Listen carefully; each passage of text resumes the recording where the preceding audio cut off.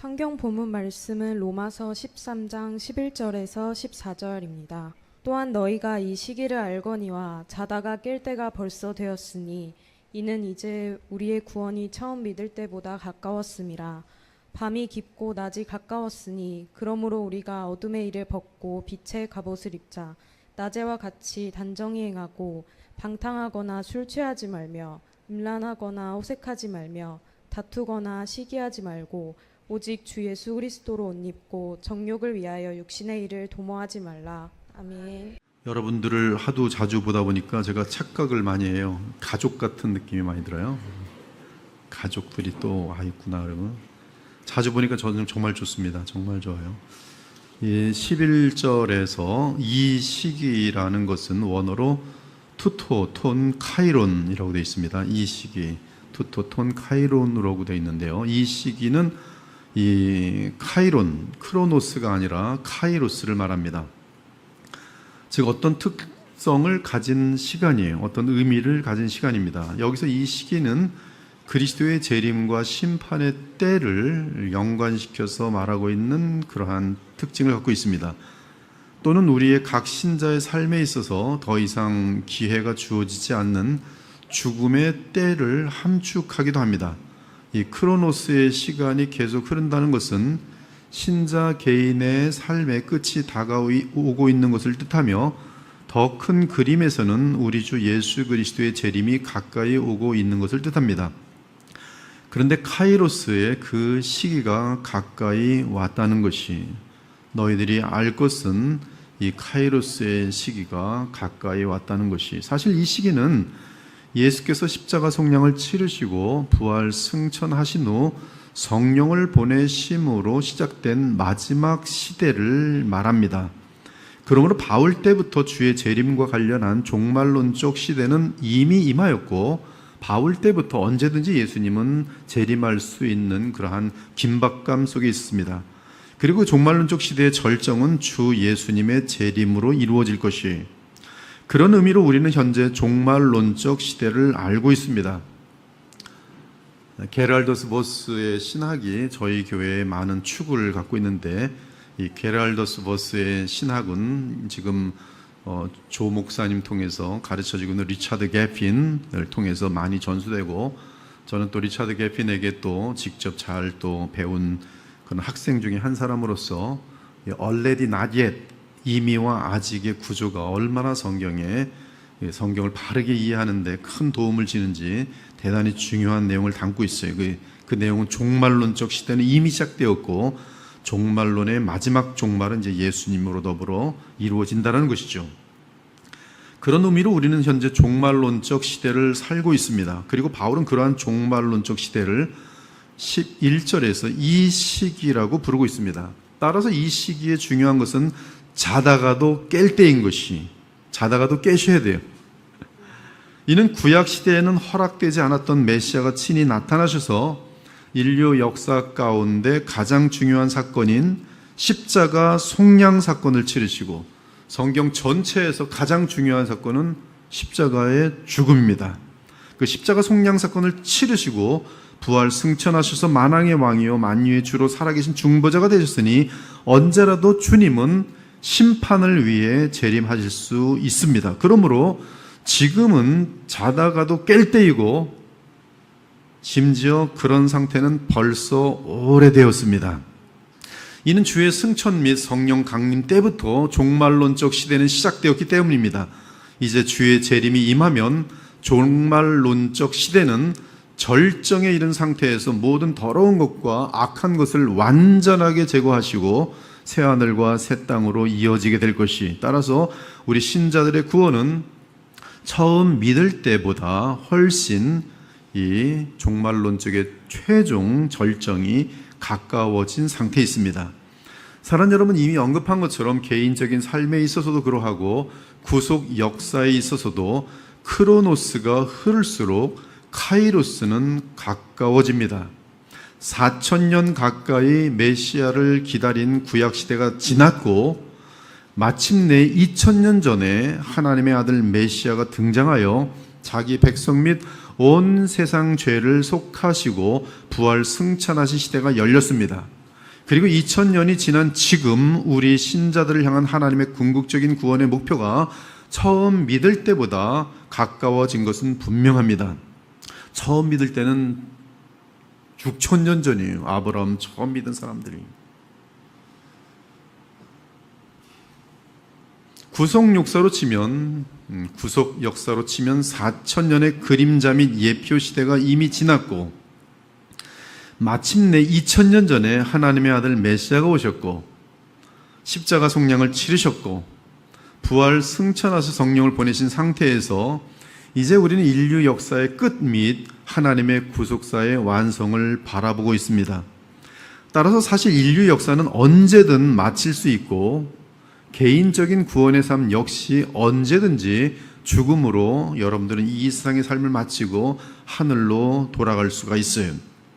아무튼 이 시기는 그리스도의 재림을 향하는 시대와 관련된 것으로서 주의 재림의 날에 우리 주님은 모든 사람의 삶을 정산하고 심판하실 것이, 한 사람도 빠짐없이 모든 사람, 불신자든 신자든 그 사람의 삶을 정산하고 심판하실 것이. 12절은 밤이 깊고 낮이 가까웠다고 말합니다.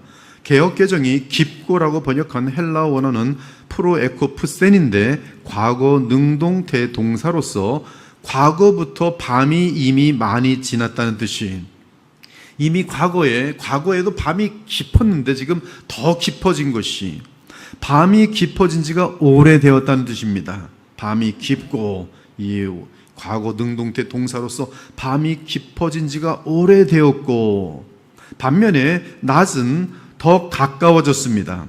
여기서 개역개정은 원어 헤메라를 낮이라고 번역했는데, 이 단어는 낮이라는 뜻도 있지만 날이라는 뜻도 있고, 또한 정관사가 붙어있기 때문에 이 의미는 그날이라고 번역해야 옳습니다.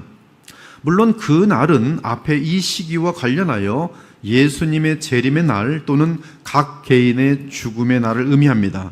그리고 그날은 더욱 가까워졌다는 것이, 저도 그날이 가까워졌어요. 주님께서 빨리 오시면 제 개인의 그날이 오기 전에 주님의 그날이 먼저 올 수도 있겠죠. 하여튼 가까워졌어요. 그만큼 세월이 지났습니다.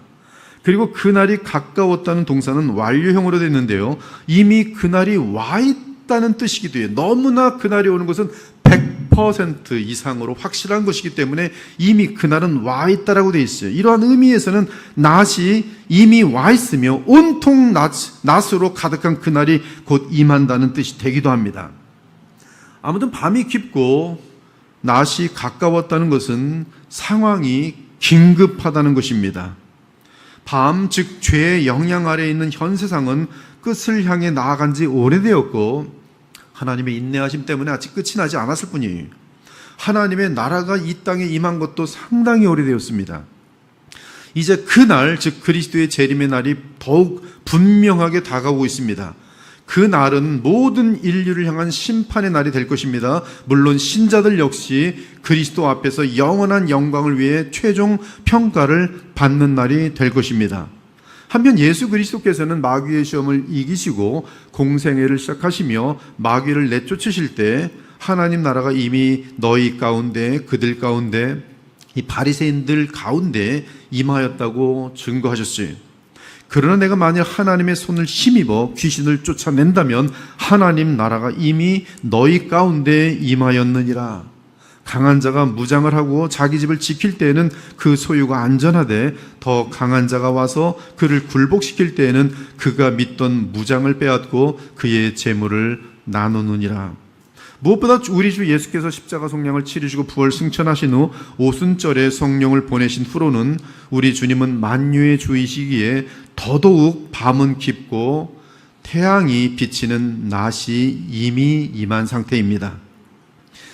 태양이 비친 상태가 지금으로서 몇 년 전이 되냐면, 지금까지도 태양이 찬란하게 빛나고 있는데 2000년 전에 태양은 떴어요. 낮이 왔어요.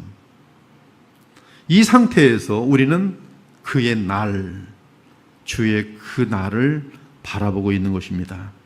그러므로 12절은 이미 하나님 나라가 시작되었고 이제 곧 그리스도의 재림으로 말미암은 새 하늘과 새 땅이 가까이 왔음을 말해줍니다. 이는 온 인류를 향한 심판이 가까이 왔다는 자명한 사실을 알려줍니다. 사랑 여러분, 밤은 죄의 세력이 난무하는 기간입니다. 마귀가 기선을 잡고 불신자들을 더욱 악하게 이끄는 기간입니다. 하지만 밤은 깊어져서 끝날 때가 다 되었습니다. 깊어진 것이 이미 저 먼 과거가 되어버렸어요. 대단히 지금 깊은 상태죠. 그러나 끝이 날 때가 되었어요. 그리고 사실 벌써 낮은 이르렀습니다. 밤은 끝나지 않았지만 낮은 이르렀어요. 당연히 낮은 빛으로 가득한 기간을 의미합니다.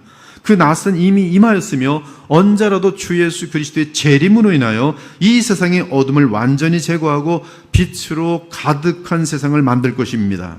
이때 완전하고 영원한 빛에 의해 어둠은 영원한 심판을 받아 사라지게 될 것이, 나는 알파와 오메가요 처음과 마지막이라 내가 생명수 샘물을 목마른 자에게 값없이 주리니 이기는 자는 이것들을 상속받으려 나는 그의 하나님이 되고 그는 내 아들이 되리라. 그러나 두려워하는 자들과 믿지 아니하는 자들과 흉악한 자들과 살인자들과 음행하는 자들과 점술가들과 우상 숭배자들과 거짓말하는 모든 자들은 불과 유황으로 타는 못에 던져지니 이것이 둘째 사망이라. 성 안에서 내가 성전을 보지 못하였으니 이는 주 하나님 곧 전능하신 이와 및 어린 양이 그 성전이심이라. 그 성은 해나 달의 비침이 쓸데없으니 이는 하나님의 영광이 비치고 어린 양이 그 등불이 되심이라. 만국이 그 빛 가운데로 다니고 땅의 왕들이 자기 영광을 가지고 그리로 들어가리라. 낮에 성문들을 도무지 닫지 아니하리니 거기에는 밤이 없음이라. 그러므로 11절과 12절의 뜻은 심판의 때, 정산의 때, 회개의 때가 벌써 되었으니 시간을 낭비하지 말라는 뜻이, 지금까지 혹시 잠들었다면 당장 깨어나 얼마 남지 않은 시간을 바르게 사용하라는 뜻이, 이는 만일 인생을 낭비해버리면 우리가 구원받은 목적이 전혀 의미가 없게 되기 때문입니다. 그런 신자는 예수 그리스도께 큰 책망을 받거나 혹은 주님 정산하실 때 거짓 신자로 판명될 것이, 오랜 후에 그 종들의 주인이 돌아와 그들과 결산할 때, 회개할 때, 정산할 때, 심판할 때 5달란트 받았던 자는 5달란트를 더 가져가서 이르되 주인이여 내게 5달란트를 주셨는데 보소서 내가 또 5달란트를 남겼나이다.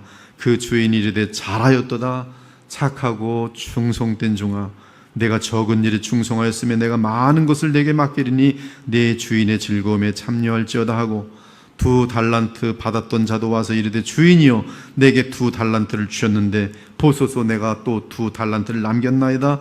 그 주인이 이르되 잘하였도다 착하고 충성된 종아, 내가 적은 일에 충성하였으면 내가 많은 것을 내게 맡기리니 내 주인의 즐거움에 참여할지다 하고, 1달란트 받았던 자는 와서 이르되 주인이여 당신은 굳은 사람이라 심지 않은 데서 거두고 해치지 않은 데서 모으는 줄을 내가 알았으므로 두려워하여 나가서 당신의 달란트를 땅에 감추어 두었었나이다. 보소서 당신의 것을 가지셨나이다. 그 주인이 대답하여 이르되 악하고 게으른 종아, 나는 심지 않은 데서 거두고 해치지 않은 데서 모으는 줄로 네가 알았느냐? 그러면 네가 마땅히 내 돈을 취리하는 자들에게나 맡겼다가 내가 돌아와서 내 원금과 이자를 받게 하였을 것이니라 하고, 그에게서 그 한 달란트를 빼앗아 10달란트 가진 자에게 주라. 무릇 있는 자는 받아 풍족하게 되고 없는 자는 그 있는 것까지 빼앗기리라. 이 무익한 종을 바깥 어두운 데로 내쫓으라. 거기서 슬피 울며 이를 갈리라 하니라. 우리 모두가 이러한 무익한 종이 되지 않기를 바랍니다. 악하고 게으른 종이 되지 않기를 바랍니다. 무익하고 악하고 게으른 종은 마침내 거짓 신자로 탄로날 것이, 그래서 바깥 어두운데 곧 마귀들과 귀신들로 가득한 지옥으로 떨어져서 그곳에서 영원히 슬피 울며 영원히 이를 갈게 될 것이. 물론 불신자들과 신자들은 주의 심판대 앞에서 영원히 뚜렷하게 구별될 것입니다. 인자가 자기 영광으로 모든 천사와 함께 올 때에 자기 영광의 보좌에 앉으리니 모든 민족을 그 앞에 모으고 각각 구분하기를 목자가 양과 염소를 구분하는 것 같이 하여 양은 그 오른편에 염소는 왼편에 두리라.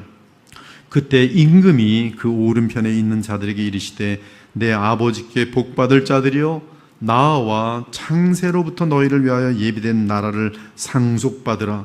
임금이 대답하여 이르시되 내가 진실로 너희에게 오니 너희가 여기 내 형제 중에 지극히 작은 자 하나에게 한 것이 곧 내게 한 것이니라 하시고 또 왼편에 있는 자들에게 이르시되 저주를 받은 자들아 나를 떠나 마귀와 그 사자들을 위하여 예비된 영원한 불에 들어가라.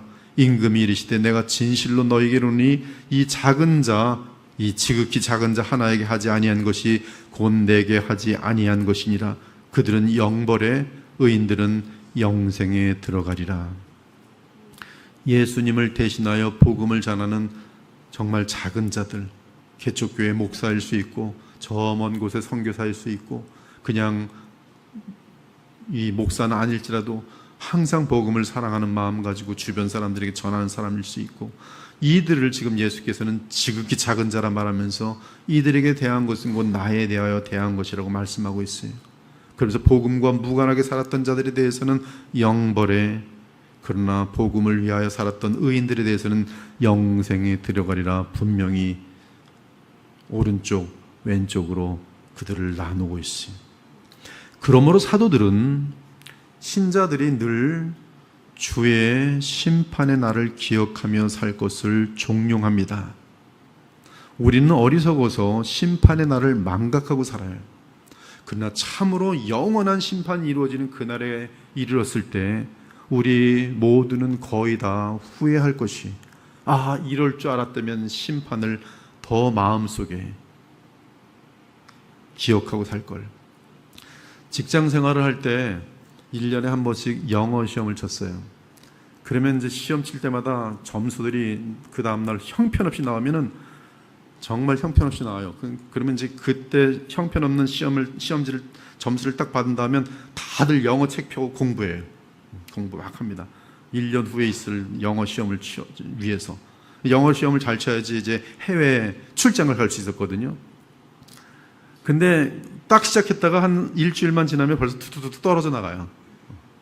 그래서 또 시험 또 1년 후에 또 오면 또 자기 머리를 막 치면서 지난 1년 동안 나 또 뭐 했나래요. 반복이에요. 즉 재평가의 날이 있다는 걸 분명히 아는데 평가의 날을 평소에 또 까먹고 아무 실력이 늘지 않는 거예요. 우리가 신앙생활에 항상 그럴 때가 많아요. 예수님에 대한 이 심판이 얼마나 엄청난 것인지 망각하고 살 때가 많아요. 그걸 망각함으로 말미암아 우리는 엉터리 그리고 방심한 또 게으른 악한 신앙의 생활할 때가 참으로 많은 것이, 그러므로 사도들은 신자들이 늘 주의 이 영원한 심판의 날을 기억하며 살 것을 종용합니다.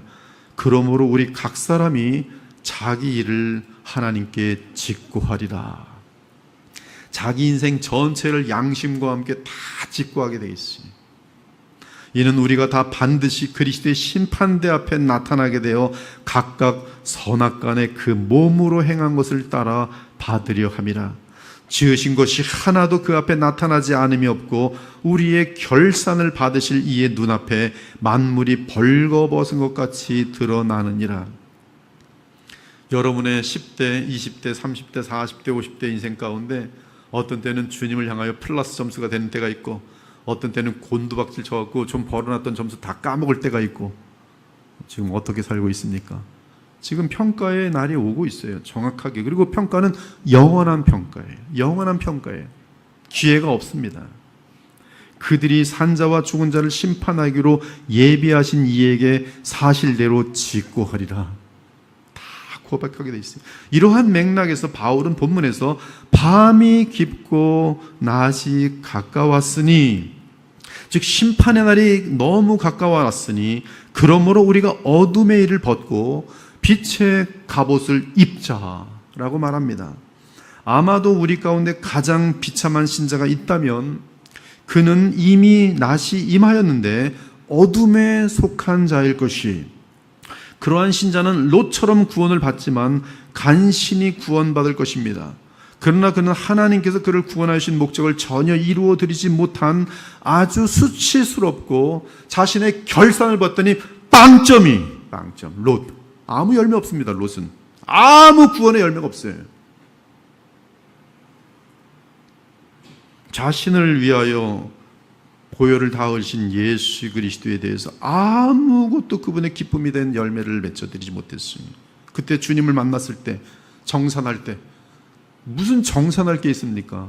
얼굴만 그냥 끝없이 가리는 거죠. 물론 죽음 직후에 영혼만으로 그리스도를 만날 때에도 우리는 지금 죽자마자 몸은 먼지로 이제 땅에 묻히고 우리의 영혼은, 여러분이 참으로 참된 신자, 거듭난 신자라면 곧바로 낙원으로 갑니다. 낙원에 가면 여러분 영혼의 상태에서 예수님 만나도록 되어 있어요. 계시록 6장 9절 정도의 말씀에 의하면 하늘에서 주신 흰옷을 입고 몸을 입을 때까지, 주의 재림의 날까지 그 흰옷을 입은 상태 속에서 예수를 만나도록 되어 있어요. 그리고 이미 이 낙원에 들어간 사람들하고도 만나서 여러 가지 얘기들 할 수 있도록 되어 있어요. 그런데 여러분이 지금 어떤 교통사고가 나던 병에 들던 죽어서 주님 앞에 갔는데 주님을 만났어요. 어떤 만남이 될지, 너무 좋아서 할렐루야 하면서 만날 수 있는지, 왜 벌써 죽어가지고 또 예수를 벌써 만나는 거야 이럴지. 그러므로 우리는 주님을 만나기 전에, 정산의 날이 오기 전에 어둠의 일을 벗고 빛의 갑옷을 입어야 한다는 것이 지금 로마서의 바울이. 사랑하는 여러분, 하나님께서 우리를 구원하신 데에는 목적이 있습니다. 그 목적은 우리가 이 세상에 사는 동안 빛 가운데 살면서 온 세상을 향해 그리스도의 빛이 되는 것이. 그러므로 우리는 하나님께서 우리를 구원하신 의도에 따라 어둠의 일을 벗고 빛의 갑옷을 입어야 합니다.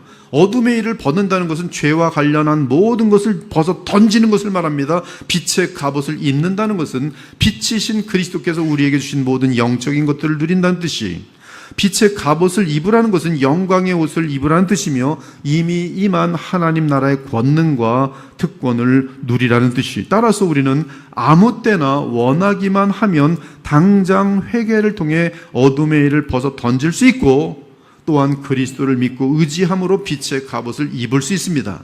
신자가 빛의 갑옷을 입을 때 그 신자는 어둠의 일을 물리치고 승리하도록 되어 있어요.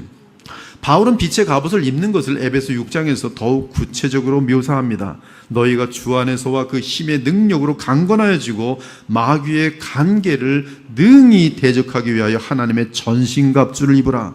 제가 여러 번 말합니다. 마귀와의 싸움에서 정말 어려운 것이 뭔지 아십니까? 마귀는 간교해요. 성령으로 깨어있지 않으면 그 간계함에 속게 돼 있어요. 이 간계함에 속지 않기 위해서는 하나님의 전신갑주를 입어야 돼요. 신천지 이만희에 얼마나 많은 장로들과 목사들과 권사들이 가 있는지 몰라요. 간교함에 넘어간 거예요. 30년 장로교회를 다녔는데 어느 날 하루 만에 만나가지고 이 신천지로 넘어가고 장길자 교회로 넘어가고, 그냥 이 썩어질 그냥 이게 컬트, 종교도 아닙니다. 이거는 그냥 사기. 마귀의 간계에 쉽게 넘어가요. 이 간계를 넘어가지 않고 대적하기 위해서는 하나님의 전신갑주를 입어야 돼요. 빛의 갑옷을 입어야 돼요. 우리의 씨름은 혈과 육을 상대하는 것이 아니요 통치자들과 권세들과 이 어둠의 세상 주관자들과 하늘에 있는 악의 영들을 상대함이라. 그러므로 하나님의 전신갑주를 취하라. 이는 악한 날에 너희가 능히 대적하고 모든 일을 행한 후에 서기 위함이라. 그런즉 서서 진리로 너희 허리띠를 띠고 의의 호심경을 붙이고 평안의 복음이 준비한 것으로 신을 신고 모든 것 위에 믿음의 방패를 가지고 이로써 능히 악한 자의 모든 불화살을 소멸하고 구원의 투구와 성령의 검 곧 하나님의 말씀 프레이마를 가지라.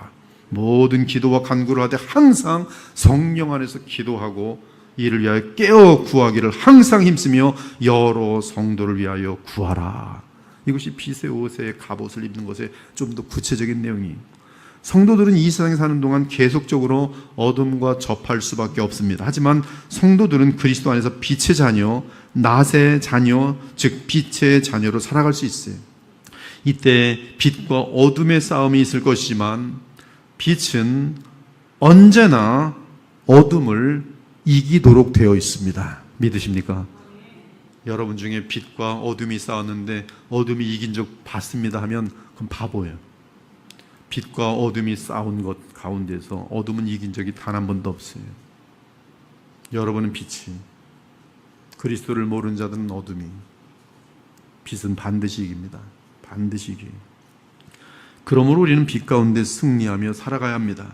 바울은 이제 13절에서 어둠의 일이 무엇인지 나열합니다. 그러므로 이러한 어둠의 일들 곧 방탕, 술 취함, 음란, 호색, 미움시기, 분쟁, 다툼의 일들을 벗어버리라. 이 어둠의 일에 전부를 나열한 것은 아닌데 세상이 어두워질수록 드러나는 특이한 죄악들을 나열해 놓고 있어요. 그러므로 지금 이 죄악들은 앞으로 더 심해질 특징을 가지고 있는 죄악들입니다. 이 죄악들에 대해서는 여러분들이 조금도 근처도 가서는 안 돼요. 왜? 어두워지면 질수록 뚜렷하게 드러난 죄악이기에 그 죄악에 물든다는 것은 바로 어둠에 빠지는 것을 의미합니다. 이러한 상태 속에서는 여러분이 여러분들을 익스큐스할 수가 없어요. 변명할 수가 없어요. 첫째는 어둠의 일은 방탕함과 술 취함이, 이러한 삶은 먹고 놀고 즐기는 삶입니다. 세상적인 즐거움으로 시간을 때우는 삶이, 방탕함과 술 취함의 가장 큰 특징은 아무런 선한 열매 없이 시간을 낭비하는 것이, 즉 인생을 낭비하는 것이, 방탕함과 술 취함에 빠진 자들의 특징은 사명이 없어요. 왜 사는지 몰라요. 오늘 하루를 사는데 정확한 영원한 목표가 없습니다. 주어지는 대로 먹고 살기 위해 살 뿐이, 더 잘 먹고 더 쾌락을 누리기 위해 살 뿐이, 목표가 없는 삶이, 그것이 방탕한 삶이, 술 취함의 삶이, 아무런 목적 없이 시간을 때우거나 정욕을 채우기 위해 텔레비전, 비디오, 영화, 동영상, 소설, 인터넷, 쇼핑 등의 마음을 쏟는 것, 이것이 방탕한 삶이며, 그리고 세상영의 그 대표적인 언어인 술 취함의 어둠의 일이, 세상이 어두워져 갈수록 드러나는 어둠의 일은 음란과 호색이, 음란과 호색 문제를 해결하지 못하면 절대로 믿음이 성장하지 못합니다. 신학 지식이 일로 계속 쌓여도 더 이상한 괴물로 바뀌어요. 제가 만난 어떤 신학자들은 보니까 음란, 음행 문제가 해결되지 않은 가운데서 머리만 커져가지고 있는데요. 괴물 중에 괴물이. 이들은 자신의 이 죄악을 감추기 위해서 더 많은 지식을 쌓습니다. 그리고선 쌈꾼들이 돼요. 독사들이 돼요. 무서워요. 아무런 아름다움이 없습니다. 이것이 마귀의 간계함에 속은 자들이, 음란과 호색, 음란과 호색. 이 시대에 이것을 이겨내는 것은 인간의 힘으로 힘들어요. 인간의 힘으로 불가능하다고 볼 수 있어요. 성령의 충만함을 입고 빛의 갑옷을 입어야 돼요. 복음의 능력이 그래서 필요해요.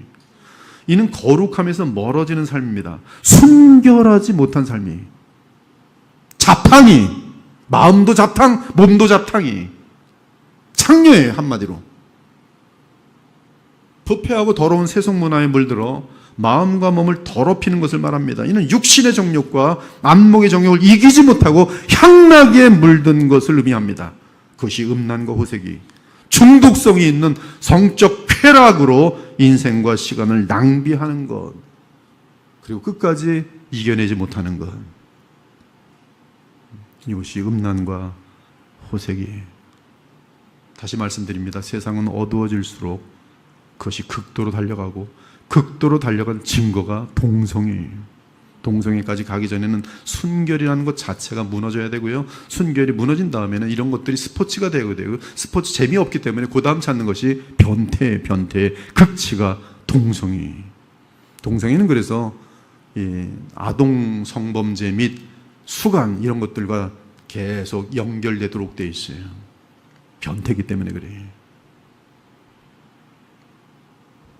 이미 그 시대는 지금 전 세계적으로 지금 와 있어요.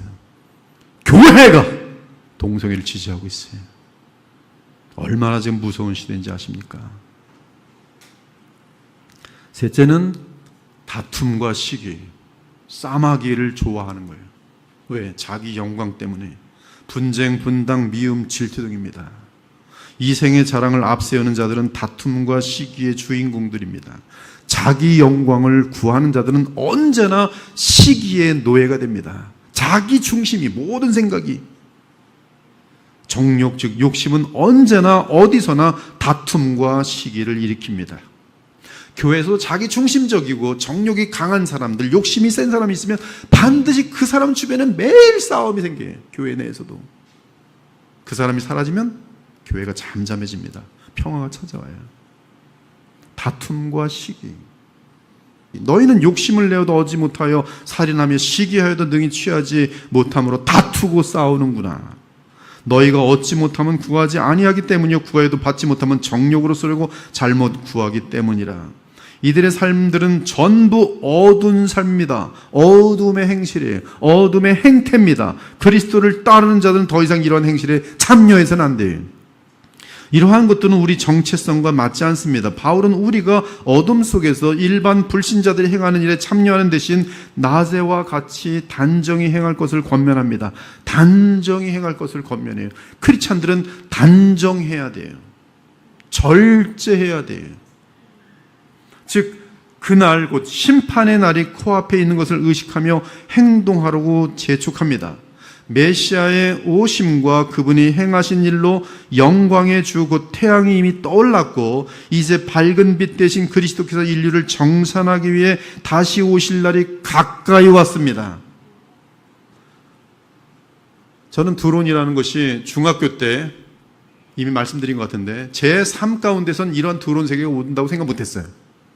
그리고 전화기를 가지고 화상통화를 한다는 것도 제 삶 가운데 화상통화의 시대가 온다는 걸 생각 못했습니다.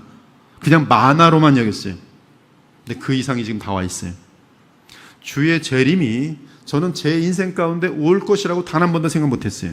그러나 어쩌면 제 인생 가운데 주님 오실 수 있어요. 오실 수 있어요. 여러분이 살아계신 동안에. 그건 하나님의 뜻에 달려 있어요. 그러나 오신다 하면 몇 년 내로 오실 수 있어요. 메시아의 오심과 그분이 행하신 일로 영광의 주고 태양이 이미 떠올랐고 이제 밝은 빛 대신 그리스도께서 인류를 정산하기 위해 다시 오실 날이 언제든지 지금 임할 수 있어요. 임할 수 있어요. 그러므로 더 늦기 전에 당장 이러한 더럽고 어두운 일을 회개하고 벗어 던져야 합니다. 그 대신 빛의 갑옷을 입어야 해요. 말씀과 성령으로 무장해야 합니다. 복음의 능력에 사로잡혀야 합니다. 저희 교회가 지금 주의 은혜로 이곳저곳에서 보면 조용하게 말씀의 역사들, 성령의 역사가 계속 있어요. 저희 교회는 지금 말씀의 역사가 많아서 화목해요. 아주 사랑합니다. 저 몰래 싸우는 것 같아요. 저는 지금 싸우는 걸 못 봤어요. 근데 몰래 어디서들 싸우는 것 같아요. 저한테 들키지 않으려고. 근데 하여튼 이 평안해. 이 교회가 평안한 거의 증거는 아이들의 얼굴을 보면 알 수 있어요. 아이들이 밝으면 아름다운 교회. 이 복음의 능력에 사로잡혀야 합니다. 용서해야 돼요. 그리스도의 사랑에 사로잡혀야 합니다. 하나님의 나라를 누려야 돼요. 이때 빛의 갑옷을 입은 삶의 가장 중요한 특징은 단정함입니다. 이 단정함은 원어로 유스케모노스인데 이 뜻은 어디서든지 하나님과 그리스도께서 보는 것까지 행한다는 뜻이에요. 하나님 앞에서 그리스도 앞에서 행하는 것, 그것이 단정함이. 물론 성도들 및 모든 사람이 내 앞에 있는 것 같이 행하라는 뜻이. 그래서 내 삶이 다 드러나더라도 모든 사람들이 보기에 흠이 없이 행하라는 뜻이 단정하다라는 이 단어 하나에 들어있는 것이 24시간, 한 달, 6개월 CCTV를 다 돌려봤는데 몰래 찍어가지고 걸릴 만한 게 없는 거예요. 뭐 하품이나 하고 뭐 크게 소리나 한번 질러보고 그런 건 있지만 정말 노출되었을 때 깜짝 놀랄 무서운 일들은 없는 거예요. 그것이 단정함이. 제가 여러분의 가정에서 하루 종일 24시간 투명인간으로 가서 다 봤을 때 깜짝 놀랄 일이 저한테 제가 여러분 봤을 때 있으면 그건 단정한 게 아니에요. 속이는 거예요. 내 삶이 다 드러나더라도 흠이 없는 것이 단정히. 이를 다르게 말하면 빛 대신 예수님 안에서만 항상 행하라는 말씀이. 이러한 단정한 삶은 질서 있는 삶이. 질서 있는 삶 얼마나 평안한지 아십니까? 질서는 단정함 속에 있어요. 질서는 언제든지 아무리 바빠도 여유가 있어요. 질서 있는 삶은 베풀 수 있는 시간과 재력과 또 여러 가지 아량이 있어요. 복잡한 사람은 그걸 만들어내지 못합니다. 단정한 삶은 여유가 있어요. 단정한 삶은 절도 있는 삶이, 즉 절제가 있는 삶이, 단정한 삶은 규칙적인 삶입니다. 늘 정직하고 진실한 삶이, 부지런한 삶입니다. 우린 이러한 단정한 삶을 살기 위해 시간이 날 때마다 아름다운 생각을 하며 성경을 암송하고 기도하고 성경을 읽고 정결한 신앙서적을 읽고 신앙적 권면을 위하여 통화하고 방문하고 그리고 선한 일에 힘쓰고 복음의 교회를 위하여 봉사하여야 합니다. 무엇보다 진정으로 신령하게 예배하는 공예배에 힘쓰는 것은 단정한 삶을 살아가는 데 있어서 가장 중심적인 바탕이요 핵심입니다. 예배예요. 그러므로 예배는 너무 소중해요. 그러므로 예배를 인도하는 목사는 정말 생명을 다해서 예배를 준비해야 돼요. 말씀을 준비해야 돼요.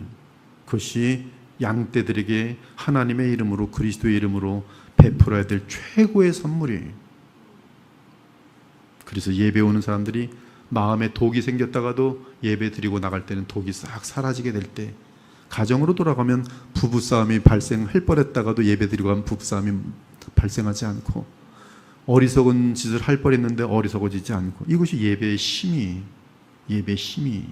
단정한 사람은 그러므로 내가 연약한 걸 알기 때문에 주의 복음이 선포되는 예배를 소중히 여겨요. 지금 이 시간에도 많은 사람들이 그들의 죄악이 감춰질 것처럼 착각하고 많은 죄악을 저지르지만 어느덧 주 앞에서 주의 보혈과 부활의 권능으로 해결되지 않은 모든 죄악들과 죄성은 반드시 빛 가운데 드러날 것입니다. 일반적으로 사람들이 보지 않는 곳에 저지른 어둠의 일은 때가 되면 하나님 앞에서 그리고 모든 사람들 앞에서 천사들 앞에서 다 드러나 영원한 수치와 부끄러움과 고통을 안겨줄 것이. 그러므로 당장 어둠의 일들을 철저하게 벗어 던지기 바랍니다. 주 예수 그리스도 앞에서 회개하고 주의 보혈로 어둠의 일을 씻어버리기 바랍니다. 그 후 다시는 어둠의 죄악에 물들지 않도록 빛의 갑옷을 입고 빛된 삶을 살기 바랍니다. 그러면 영원토록 영광스러운 삶이 펼쳐질 것이. 인생은 누구나 마지막을 향하여 가다가 마침내 죽음을 지납니다. 그런데 죽음 뒤에는 영원한 빛의 세계가 우리를 기다리고 있어요. 그리고 그 세계에서 우리 각자의 영광은 그리스도 앞에서 우리의 삶을 정산함으로 결정될 것입니다. 바울은 마지막으로 오직 주 예수 그리스도를 옷 입고 정욕을 위하여 육신의 일을 도모하지 말라고 합니다. 주 예수 그리스도로 옷 입으라는 뜻은 믿음으로 그리스도 안에 거하라는 뜻이, 우리가 믿음으로 그리스도와 연합하여 있으면 결코 자신의 죄성을 만족시키기 위한 계획을 도모하지 않습니다. 도모한 죄는 무서운 죄예요. 하나님께서 세게 때리십니다. 악을 도모하여 짓는 악은 그 차원이 다른 것이, 계획된 악은 차원이 다른 것이. 육신의 일을 원어로 보면 프로노이아라고 되어 있는데요, 이는 육신은 죄성이거든요. 죄성에게 먹이를 주는 것이, 이것이 도모예요. 죄를 계속 반복하는 거예요, 머릿속에. 음행을 도모해요. 혈기를 도모합니다. 거짓말을 도모해요. 어떻게 해야지 속일까?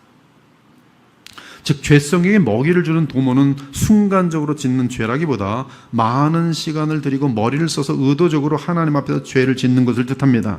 하나님의 영광을 무너뜨린 노골적인 죄악들은 반드시 악한 계획 및 도모의 과정이 있습니다. 그러나 오직 주 예수 그리스도를 옷 입고 그분이 우리의 삶의 주인이 되시면, 그래서 우리가 그리스도 안에 거한다면 결코 우리는 육신의 일을 도모할 수 없습니다. 이 시간 마음을 모아 결단하기 바랍니다. 살아계신 우리 주 예수를 의식하며 그분께 우리 자신을 바치기 바랍니다. 남은 삶을 주께 의탁하기 바랍니다. 지금 간절히 그분을 믿고 의지해 보십시오. 또한 너희가 이 시기를 알거니와 자다가 깰 때가 벌써 되었으니 이는 이제 우리의 구원이 처음 믿을 때보다 가까웠음이라. 밤이 깊고 낮이 가까웠으니 그러므로 우리가 어둠의 일을 벗고 빛의 갑옷을 입자. 낮에와 같이 단정히 행하고 방탕하거나 술 취하지 말며 음란하거나 호색하지 말며 다투거나 시기하지 말고 오직 주 예수 그리스도로 옷 입고 정욕을 위하여 육신의 일을 도모하지 말라. 이 설교단에 쓰기 전에 답답했어요. 이 귀한 말씀을 어떻게 전해야 되는가? 제 힘 가지고서는 절대 안 되더라고요. 안 돼요. 오늘도 그냥 정말 참 poor, 굉장히 그 형편없는 설교를 여러분에게 한 것 같아 죄송합니다. 답답해요. 이걸 정확히 전달해서 같이 막 힘을 합쳐서 정말 죄악들이 막 떨어져 나가는 것들 보고 새로운 삶이 시작되는 걸 보고 싶은데 아무리 해도 설교할 때도 마찬가지고 또 돌아가서도 마찬가지고 그 다음 주에 도면 죄가 그대로 있고 답답해요. 오늘 이 설교가 조금이라도 여러분에게 진정한 도전이 좀 되었으면 좋겠어요. 우리는 이제 새 예배당에서 새로운 예배로 출발하고 있습니다. 이러한 때 우리에게 필요한 것은 새로운 다짐일 것이 오늘 이후로 바울이 권면한 삶의 자세를 가지기 바랍니다. 그러면 자비와 긍휼이 많으신 우리 주 예수 그리스도께서 우리에게 하나님 나라를 섬길 위대한 기회를 주실 것이 우리를 향하여 오래 참아오신 하나님께서 크신 긍휼을 베푸실 것입니다. 그래서 우리의 여생은 더욱 주 앞에서 가치 있는 삶을 살며 영원한 영광을 바라보게 될 것이 우리 모두의 삶이 이러한 빛된 빛의 갑옷을 입은 남은 삶, 육신의 일을 더 이상 도모하지 않는 빛의 갑옷을 입고 단정하게 살아가는 그런 아름다운 주의 백성 되시기를 우리 주 예수 그리스도의 이름으로 축원합니다. 아멘. 함께 기도하겠습니다. 하나님 감사합니다. 부족한 종 그저 주의 말씀을 간절히 증거하였습니다. 우리 하나님 자비 많으시고 긍휼이 많으신 것을 알고 있으니 이 말씀이 역사하여서 사랑하는 귀한 주의 자녀들에게 이 말씀이 영원한 복이 될 수 있도록 참된 인생의 결단들이 있을 수 있도록 주님 도와주시옵소서. 그래서 세상에 더럽고 음란하고 악한 세상을 본받는 삶이 아니라 정말로 단정하고 하나님이 기뻐하시는 빛의 갑옷을 입은 진정한 삶 다 될 수 있도록 우리 주님 도와주시고 인도하여 주시옵소서. 살아계신 우리 주 예수 그리스도의 이름으로 기도합니다. 아멘.